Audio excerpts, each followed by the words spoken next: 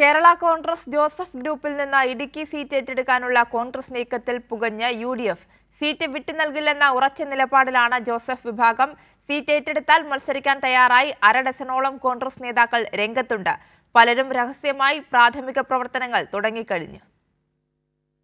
LDFിൽ കേരള കോൺഗ്രസ് മാണി വിഭാഗത്തിൽ നിന്നുള്ള മന്ത്രി റോഷി അഗസ്റ്റിൻ കാലങ്ങളായി പ്രതിനിധാനം ചെയ്യുന്ന മണ്ഡലം, കേരള കോൺഗ്രസുകൾ പരസ്പരം ഏറ്റുമുട്ടുന്ന മണ്ഡലം എന്നീ പ്രത്യേകത കൂടിയുണ്ട് ഈ മലയോര മണ്ഡലത്തിന്. ജോസഫ് ഗ്രൂപ്പിൽ നിന്നും സീറ്റ് ഏറ്റെടുക്കുന്നതിന് കോൺഗ്രസ് നീക്കം തുടങ്ങിയതാണ് UDFിൽ ആഭ്യന്തര കലഹത്തിന് വഴി തുറന്നത്.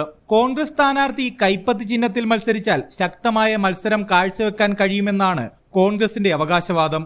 DCC നേതൃത്വം ഒറ്റക്കെട്ടായി ആവശ്യമുന്നയിച്ചതോടെ സംസ്ഥാന നേതൃത്വത്തിലെ ഭൂരിഭാഗവും സീറ്റ് കോൺഗ്രസ് ഏറ്റെടുക്കണമെന്ന പക്ഷക്കാരായി. ജില്ലയിൽ നിന്നുള്ള അരഡസനോളം കോൺഗ്രസ് നേതാക്കൾ സ്ഥാനാർത്ഥി മോഹികളായി രംഗത്തുണ്ട്. കട്ടപ്പന നഗരസഭാ chairman Joy Vettikuzhi, DCC general secretary Bijo Mani, മുൻ MLA EM അഗസ്തി എന്നിവരാണ് ഇവരിൽ പ്രമുഖർ. തെരഞ്ഞെടുപ്പ് രാഷ്ട്രീയത്തിൽ നിന്നും അടുത്തിടെ വിരമിക്കൽ പ്രഖ്യാപിച്ച EM അഗസ്തി നിലപാട് മാറ്റിയത് ഇടുക്കി സീറ്റിൽ കണ്ണുവെച്ചായിരുന്നു.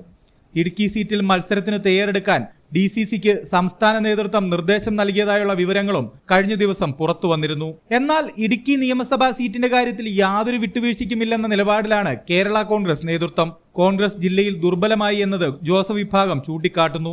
2021 ജില്ലയിൽ മത്സരിച്ച 3 മണ്ഡലങ്ങളിലും ദയനീയ പരാജയമാണ് കോൺഗ്രസ് ഏറ്റുവാങ്ങിയത്. 2 പതിറ്റാണ്ടായി ജില്ലയിൽ കോൺഗ്രസ് MLA-മാരില്ലെന്നതും ജോസഫ് വിഭാഗം ചൂണ്ടിക്കാട്ടുന്നു. കേരള കോൺഗ്രസിൽ നിന്നും കോൺഗ്രസ് ഏറ്റെടുത്ത ഉടുമ്പൻചോല മണ്ഡലത്തിൽ കോൺഗ്രസ് സ്ഥാനാർത്ഥികൾ ജയിച്ചിട്ട് 1/4 നൂറ്റാണ്ടായി എന്നതും കേരള കോൺഗ്രസ് ഉയർത്തിക്കാട്ടുന്നുണ്ട്.